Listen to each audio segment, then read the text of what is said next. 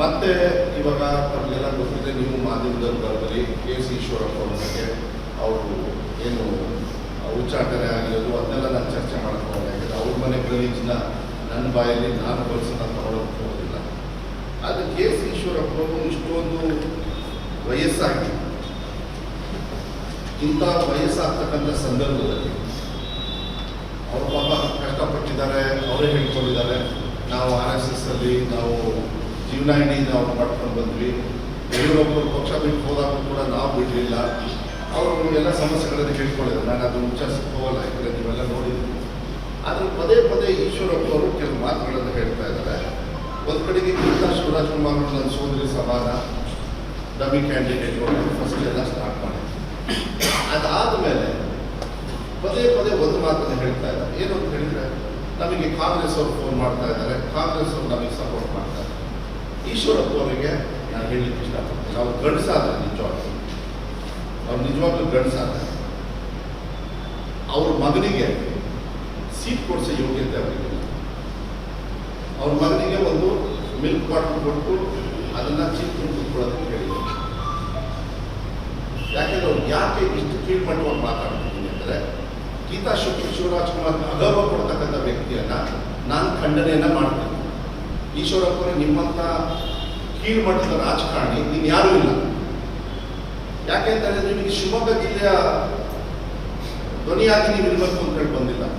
ನಿಮ್ಮ ಮಗನಿಗೆ ಸೀಟ್ ಕೊಟ್ಟಿಲ್ಲ ಅನ್ನೋದಕ್ಕೆ ಮಾತ್ರ ನೀವು ಶ್ರೀಮಂತವಾಗಿರ್ತಕ್ಕಂಥ ಲೋಯೆಸ್ಟ್ ರಾಜಕಾರಣಿ. ಈ ರಾಜ್ಯದ ಉಪಮುಖ್ಯಮಂತ್ರಿ ಆಗಿ ಅದು ಹೆಂಗಾದರೂ ಗೊತ್ತಿಲ್ಲ ನನಗೆ. Left side Eshwarappa, right side ಯಡಿಯೂರಪ್ಪರು ಅಂತೇಳಿ ನೀವು ಮಾತಾಡ್ತಾ ಇದ್ದೀವಿ. ಆಸ್ತಿ ಅವ್ರ ಹಕ್ಕು, ಅವ್ರು ಏನು ಬೇಕಾದ್ರೂ ಮಾಡ್ಕೊಳ್ಳಿ, ಹೆಂಗಾದ್ರೂ ಬೆಳ್ಕೊಳ್ಳಿ, ನಾನು ಅದನ್ನು ಹೇಳೋದಿಲ್ಲ. ಆದರೆ ಗೀತಾ ಶಿವರಾಜ್ಕುಮಾರ್ ಅವ್ರ ತಂಟೆಗೆ ಬಂದರೆ ಬಿ ಕೇರ್ಫುಲ್.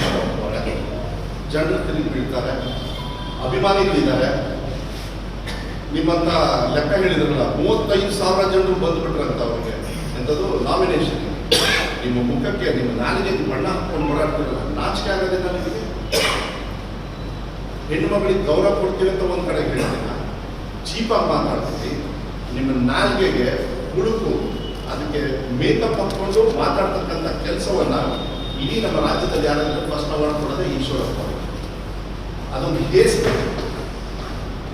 ಅವ್ರ ಸ್ವಾರ್ಥಕ್ಕೋಸ್ಕರ, ಅವ್ರ ಕುಟುಂಬದ ಸ್ವಾರ್ಥಕ್ಕೋಸ್ಕರ ಇವತ್ತು ರಾಜಕಾರಣಕ್ಕೆ ಬೀದಿಗೆ ತರ್ತಕ್ಕಂಥದ್ದು ವ್ಯವಸ್ಥೆಯನ್ನು ಗೀತಾ ಶಿವರಾಜ್ಕುಮಾರ್ ಆಗಲಿ ನಮ್ಮ ಪಕ್ಷ ಯಾವುದೇ ಕಾರಣ ನಾವು ಸಹಿಸೋದಿಲ್ಲ. You have to be very very very careful Eshwarappa ಅವರಿಗೆ ಮಾತಾಡಬೇಕು. ಆಮೇಲೆ ನೀವು ಗಂಡಸಾದರೆ ಯಾರಾದ್ರೂ ದೊಡ್ಡ ನಾಯಕರನ್ನೇ ನಿಮ್ಮ ಜೊತೆಗಿರೋರನ್ನ ಕರೆಕ್ಟ್ ಮಾಡಿಕೊಡೋದು, ಇವ್ರು ನಿಮ್ಮ ಪರವಾಗಿ ನಿಮಗೆ ಪ್ರಚಾರ ಮಾಡ್ತಾರೆ. BJPಯಲ್ಲಿ ಇರ್ಬೋದು, ನನಗೆ ಗೊತ್ತಿಲ್ಲ. ಯಾಕೆಂದರೆ ನೀವಿಬ್ಬರು A-Team B-Team ಅದು ನಿಮ್ಮ ಹೊಲಸನ್ನ ತಂದು ನಮಗೆ ಕಾಂಗ್ರೆಸ್ಸಿಗೆ ತರ್ತಕ್ಕಂಥದ್ದು ಬೇಡ. ನಿಮಗೆ ನಿಮ್ಮ ವಯಸ್ಸಿಗೆ ಗೌರವ ಕೊಡ್ತೀನಿ, ಆದರೆ ನಿಮ್ಮ ಆ್ಯಟಿಟ್ಯೂಡು, ನಿಮ್ಮ ಸಿಸ್ಟಮು, ನಿಮ್ಮ ನಾಲ್ಗೆಗೆ ಇಡೀ ರಾಜ್ಯದ ಜನರು ಯಾಕೆ ಉಗಿತಾ ಇದ್ದಾರೆ, ನಿಮಗೆ ಉಗಿತಾ ಇದ್ದಾರೆ. ನೀವೇ ನಿಮಗೆ ಸೀಟ್ ತಗೊಳಕ್ಕಾಗ ಯೋಗ್ಯತೆ ನಿಮಗಿಲ್ಲ, ನಿಮ್ಮ ಮಗನಿಗೂ ಕೊಡಿಸೋ ಯೋಗ್ಯತೆ ಇಲ್ಲ. ಇನ್ಮೇಲೆ ಅದು ಗೌರವದಿಂದ ಇರಲಿ. ಯಾಕಂದರೆ ಜನರು ಯಾರು ಮೂರ್ಖರೇನಲ್ಲ, ಮೂರ್ಖರನ್ನು ಮಾಡೋದು ಕೆಲಸ ಮುಗಿದಾಯ್ತು. ನರೇಂದ್ರ ಮೋದಿಯವ್ರಿಗೂ ಆಗೋದಿಲ್ಲ, BJP ಅವ್ರಿಗೂ ಆಗೋದಿಲ್ಲ. ಈಶ್ವರಪ್ಪ ಅವರಿಗೆ ನಿಮಗಂತೂ ನಿಮ್ಮ ಜಾಯಮಾನದಲ್ಲಿ ಇನ್ಮೇಲೆ ರಾಜಕಾರಣ ಮಾಡೋಕ್ಕೆ ಯೋಗ್ಯತೆ ನೀವು ಕಳ್ಕೊಳ್ಳಿ.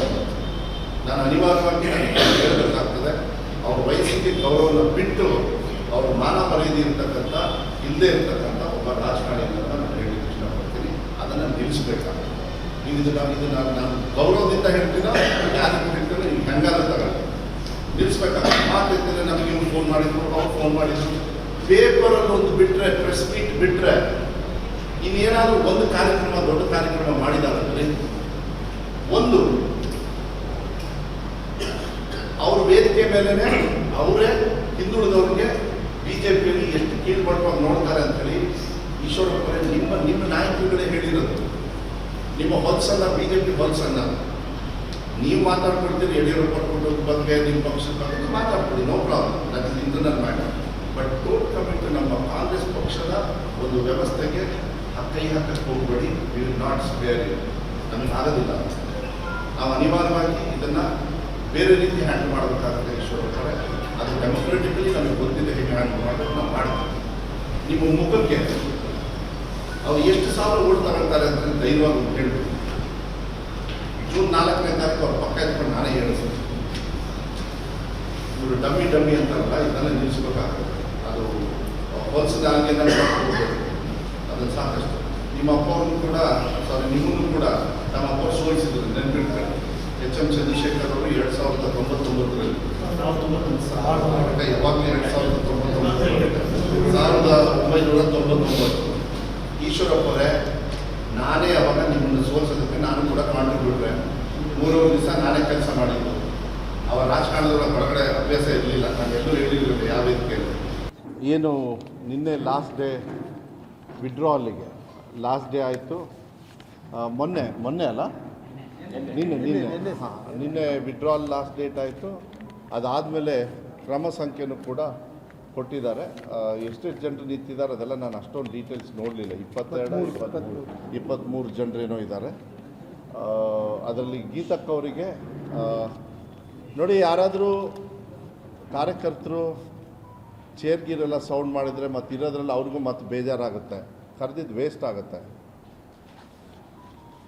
ಗೀತಾ ಶಿವರಾಜ್ ಕುಮಾರ್ ಅವರಿಗೆ ಕ್ರಮ ಸಂಖ್ಯೆ 1 ಸಿಕ್ಕಿದೆ. ಕ್ರಮ ಸಂಖ್ಯೆ 1 ಚುನಾವಣೆಯಲ್ಲಿ ಅದನ್ನ ಬರೆಯೋಣ ಅಂಥೇಳಿ ಅಂದ್ಕೊಂಡೆ. ಸ್ಕೆಚ್ ಪೆನ್ ತಂದು ಬರೆಯೋಣ, ಇನ್ನೂ ಬರೆದಿಲ್ಲ ಅದರೊಳಗೆ. ಕ್ರಮ ಸಂಖ್ಯೆ 1 ಅದೊಂದು ಮಾಹಿತಿ ಕೊಡಲಿಕ್ಕೆ ಇಷ್ಟಪಡ್ತೀನಿ. ಮತ್ತು ಗೀತಕ್ಕವರ ಒಂದು ಚುನಾವಣೆ ಪ್ರಚಾರದ್ದು ನನಗೆ ಭಾಳ ತೃಪ್ತಿ ತಂದಿದೆ. ನಾವು ಏನು ಪ್ಲ್ಯಾನ್ ಮಾಡಿದ್ವಿ, ಏಕೆಂದರೆ ನಾವೆಲ್ಲ ಒಂದು ಸೆಗ್ರಿಗೇಟ್ ಮಾಡ್ಕೊಂಡಿದ್ವಿ, ಈ ಥರ ನಾವು ಚುನಾವಣೆಯನ್ನು ಮಾಡಬೇಕಂತೇಳಿ. ನಾವೊಂದು ಟಾರ್ಗೆಟ್ ಮಾಡಿದ್ದು ಗೀತಕ್ಕವರು ಮತ್ತು ಶಿವಣ್ಣವ್ರ ಜೊತೆ ಇಬ್ಬರೂ ಸೇರಿ ಅವರು ಪ್ರಚಾರಕ್ಕೆ ಹೋದಾಗ ಅವ್ರು ಇಷ್ಟು ಜನರನ್ನ ಟಚ್ ಮಾಡಬೇಕು. ಯಾಕೆಂದರೆ ಮತದಾರರಿಗೆ ನೀವು ಮನವರಿಕೆ ಮಾಡಲಿಲ್ಲ ಅಂದರೆ ಅದು ಮತಗಳು ಪರಿವರ್ತನೆ ಆಗೋದಿಲ್ಲ. ಸುಮಾರು 3.5 ಲಕ್ಷದಿಂದ 4 ಲಕ್ಷದವರೆಗೂ ಇವತ್ತಿನವರೆಗೂ ಅದರ್ ದೆನ್ ನಾಮಿನೇಷನ್ ಒಂದು ಬಿಟ್ಟು, ಮತ್ತು ಅವ್ರು ಯಾವತ್ತು ಫಸ್ಟ್ ಡೇ ಬಂದರು ಭದ್ರಾವತಿಯಿಂದ ಅವೆರಡು ದಿವಸ ಬಿಟ್ಟು ಒಂದು 3.5 ಲಕ್ಷ ಜನರನ್ನು ಅವರು ನೇರವಾಗಿ ಭೇಟಿ ಮಾಡಿ, ನಿನ್ನೆಗೆ ನಾವು ಅಪ್ರಾಕ್ಸಿಮೇಟ್ಲಿ ಎವ್ರಿ ಡೇ ನಮ್ಮ ವಾರ್ ರೂಮಲ್ಲಿ ನಾವು ತೊಗೊಳ್ತೀವಿ ಏನೇನಾಗಿದೆ ಅಂತೇಳಿ ಸುಮಾರು 3.5 ಲಕ್ಷ ಜನರಿಗೆ ಮಾತಾಡಿರ್ತಕ್ಕಂಥದ್ದು. ಮತ್ತು ಸುಮಾರು ಈ ಕೆಲವು ರ್ಯಾಲೀಸಲ್ಲಿ ಅದನ್ನೆಲ್ಲ ತೊಗೊಂಡಾಗ ಸುಮಾರು 1 ಲಕ್ಷ ಜನರಿಗೆ ಕೆಲವು ಸತಿ ರಿಪೀಟ್ ಆಗಿರ್ತಾರೆ, ಅದಕ್ಕೆ ನಾವು ಅದನ್ನ ತೊಗೊಳೋದಕ್ಕಾಗೋದಿಲ್ಲ. ಮತ್ತು ಇನ್ನೂ 10 ದಿವಸ ಏನಿದೆ, ಇವತ್ತಿಗೆ ಹೆಚ್ಚು ಕಮ್ಮಿ ಐ ಥಿಂಕ್ 23 ಅಲ್ಲ, ಇವತ್ತು 23. ನೆಕ್ಸ್ಟು ಒಂದು 12 ದಿವಸದೊಳಗೆ we are going to touch another 3.5 to 4 lakh people, because road shows ಎಲ್ಲ ಸ್ಟಾರ್ಟ್ ಆಗುತ್ತೆ. ನಾವು ಇಷ್ಟು ದಿವಸ ಗೀತಕ್ಕ ಅವರಿಗೆ ಅವರೇ ಹೋಗಬೇಕು, ಮನವರಿಕೆ ಆಗಬೇಕು. ಕೆಲವರೆಲ್ಲ ಟೀಕಾ ಟಿಪ್ಪಣಿಯನ್ನು ಗೀತಾ ಶಿವರಾಜ್ ಕುಮಾರ್ ಅವ್ರ ಬಗ್ಗೆ ಕೆಲವರು ಮಾಡಿದರು. ಅವರಿಗೆಲ್ಲ ಉತ್ತರ ಕೊಡ್ತಕ್ಕಂಥದ್ದನ್ನು ಗೀತಕ್ಕ ಈಗಾಗಲೇ ಶುರು ಮಾಡಿದ್ದಾಳೆ. ಅದು ಅವ್ರಿಗೆ ಬಿಟ್ಟಿರ್ತಕ್ಕಂಥದ್ದು. ಪಕ್ಷದ ವತಿಯಿಂದ ನಾವು ಏನು ಅಂದ್ಕೊಂಡಿದ್ವಿ ಅದು ಭಾಳ ಅದ್ಭುತವಾಗಿ ತುಂಬ ಚೆನ್ನಾಗಿ ನೀಟಾಗಿ ಕೆಲಸ ನಡೀತಾ ಇದೆ ಅಂತಕ್ಕಂಥದ್ದನ್ನು ನಾನು ಹೇಳಲಿಕ್ಕೆ ಇಷ್ಟಪಡ್ತೀನಿ. ಮತ್ತು ನೀವು ಮಾಧ್ಯಮದವರು ಕೂಡ ನಮಗೆ ಸಾಕಷ್ಟು ಸಹಕಾರವನ್ನು ಮಾಡಿದ್ದೀರಿ. ಏನು ಪ್ರಚಾರ ಬೇಕೇ ಬೇಕಾಗ್ತದೆ, ಯಾಕೆಂದರೆ ಅಭ್ಯರ್ಥಿಗಳಿಗೆ 8 ಕ್ಷೇತ್ರ ಇರಬೇಕಾದ್ರೆ ವಿಧಾನಸಭಾ ಕ್ಷೇತ್ರ ಎಲ್ಲ ಕಡೆಯೂ ನಾವು ಹೋಗೋದಕ್ಕೆ ತುಂಬ ತೊಂದರೆ ಆಗುತ್ತೆ. ಆ ಮಾಹಿತಿಯನ್ನು ಕೊಡ್ತಕ್ಕಂಥದ್ದನ್ನು ನೀವೆಲ್ಲ ಪಕ್ಷಕ್ಕೂ ಮಾಡ್ದಂಗೆ ನಮಗೂ ಕೂಡ ನೀವು ಸಹಕಾರ ಮಾಡಿದ್ದೀರಿ. ಅದಕ್ಕೆ ನಿಮಗೆ ವಿಶೇಷವಾಗಿರ್ತಕ್ಕಂಥ ಧನ್ಯವಾದಗಳನ್ನು ನಾನು ಹೇಳಲಿಕ್ಕೆ ಇಷ್ಟಪಡ್ತೀನಿ. ಮತ್ತು ಸಂತೋಷ ಇದೆ, ರಾಜ್ಯದ ನಾಯಕರುಗಳು ಕೂಡ ಹೇಳಿದರು, BJPಯವರು, ಇಲ್ಲ ನಾವೆಲ್ಲ 1 ಲಕ್ಷ 2 ಲಕ್ಷ 3 ಲಕ್ಷ ಒಂದೊಂದು ದಿವಸ ಲಕ್ಷಗಳ ಗಟ್ಟಲೆ ಗೆಲ್ತೀವಿ ಅಂಥೇಳಿ ಅವ್ರು ಹೇಳ್ಕೊಂಡು ಓಡಾಡ್ತಾ ಇದ್ದಾರೆ. ಆದರೆ ಗೀತಾ ಶಿವರಾಜ್ ಕುಮಾರ್ ಅವ್ರನ್ನ ಯಾವುದೇ ಕಾರಣಕ್ಕೂ ಯಾವುದೇ ಪಕ್ಷದವರು ಎಷ್ಟೇ ತಿಪ್ಪರ್ಲಾಗ ಹೊಡೆದ್ರೂ ಈ ಚುನಾವಣೆಯಲ್ಲಿ ಸೋಲ್ಸೋದಕ್ಕೆ ಅಸಾಧ್ಯ. ಅವ್ರು ಏನೇನು ನಂಬರ್ ಕೊಡ್ತಾ ಇದ್ದಾರೆ ಅವ್ರ ವಿರುದ್ಧವಾಗಿ ನಮಗೆ ಅದು ಬರುತ್ತೆ ಅಂತೇಳಿ ವಿಶ್ವಾಸ ಮಾತ್ರ ಇದೆ. ಅದನ್ನು ನಾನು ಅದ್ರ ಬಗ್ಗೆ ಚರ್ಚೆ ಮಾಡೋದಕ್ಕೆ ಹೋಗೋದಿಲ್ಲ, ಯಾಕೆಂದರೆ ಎಲ್ಲರಿಗೂ ಹೆತ್ತವ್ರಿಗೆ ಹೆಗಣ ಮುದ್ದೆ, ನಾವೇನು ಮಾಡೋಕ್ಕಾಗಲ್ಲ. ಆದರೆ ನಾವು ಹೆಗಣ ಹಿಡ್ಕೊಂಡು ಓಡಾಡ್ತಾ ಇಲ್ಲ, ಬೇರೆಯವ್ರು ಮೋಸ್ಟ್ಲಿ ಹೆಗಣ ಹಿಡ್ಕೊಂಡು ಓಡಾಡ್ತಾ ಇದ್ದಾರೆ. ಅವ್ರು ಯಾರು ಅಂತ ಹೇಳ್ತೀನಿ ನಾನು. ಅದಕ್ಕಿಂತ ಪೂರ್ವಕವಾಗಿ I am very happy Geetha Shivaraj Kumar ಅವ್ರಿಗೆ. ಶಿವರಾಜ್ ಕುಮಾರ್ ಭಾಳ ಅಭಿಪ್ರಾಯ. ನಿನ್ನೆ ಕೋಸ್ಟಲ್ ಭಾಗಕ್ಕೆ ಹೋಗಿದ್ರು, ಇಲ್ಲಿ ನಮ್ಮ ಬೈಂದೂರಲ್ಲಿ.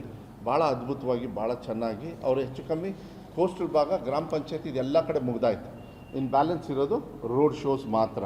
ಇಲ್ಲಿ ಕರಾವಳಿ ಭಾಗದಲ್ಲಿ ರೋಡ್ ಶೋಸ್ನ ಐ ಥಿಂಕ್ 30ನೇ ತಾರೀಕೇನೋ ಟೈಮ್ ಕೊಟ್ಟಿದ್ದಾರೆ. ಅದು ಅಧ್ಯಕ್ಷರು ಮತ್ತು ನಮ್ಮ ಏನು ಟೂರ್ ಪ್ರೋಗ್ರಾಮ್ ಮಾಡ್ತಾ ಇದ್ದಾರೆ ಅವರು, ಕೆಲವು ಸ್ಟಾರ್ಸು ಕೂಡ ಬರ್ತಾರೆ. ಅದನ್ನು ನಾನು ಕೆಲವು ಸೂಕ್ಷ್ಮವಾಗಿ ನಾನು ಹೇಳಲಿಕ್ಕೆ ಇಷ್ಟಪಡ್ತೀನಿ.